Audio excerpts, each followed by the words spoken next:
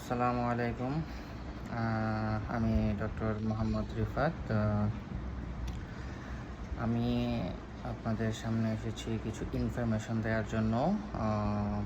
সেটা হচ্ছে, আপনারা ইতিমধ্যে জানেন আমি মালয়েশিয়াতে পড়াশোনা করতে আসছি, master of science in public health এই সাবজেক্টে।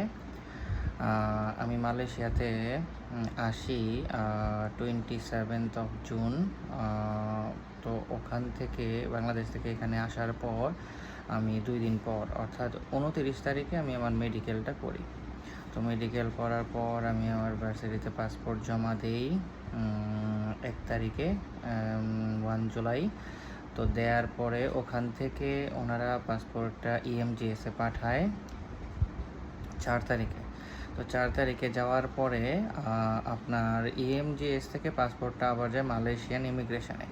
তো মালয়েশিয়ান ইমিগ্রেশন আমার পাসপোর্টটা রিসিভ করে 5 তারিখে বা 6 তারিখে, এরকম একটা সময়।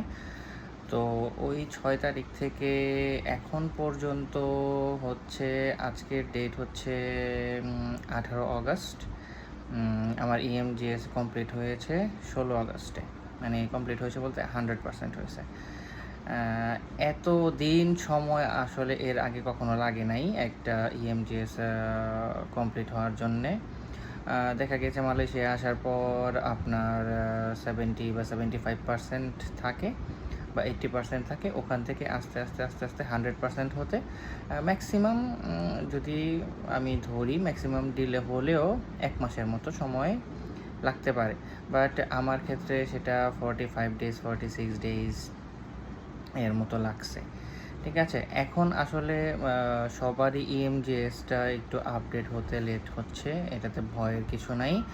আমার আপনাদের সামনে আসার উদ্দেশ্যই হচ্ছে এটা। যদি আপনার কাগজপত্র সব কিছু অথেন্টিক থাকে তাহলে অবশ্যই আপনার ইএমজিএস আপডেট হবে এবং আপনি ইনশাল্লাহ বাংলাদেশ থেকে মালয়েশিয়াতে আসতে পারবেন।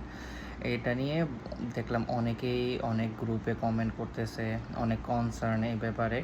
তো আমি আপনাদেরকে বলতে চাচ্ছি, আশ্বাস দিতে চাচ্ছি, আপনাদের পেপারস যদি ঠিক থাকে, অথেন্টিক থাকে, আপনাদের ভয়ের কিছু নাই। আপনারা অবশ্যই ইনশাল্লাহ মালয়েশিয়াতে আসতে পারবেন।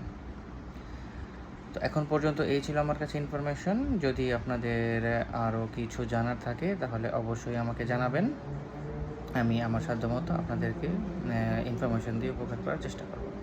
আসসালামু আলাইকুম রহমতুল্লাহ।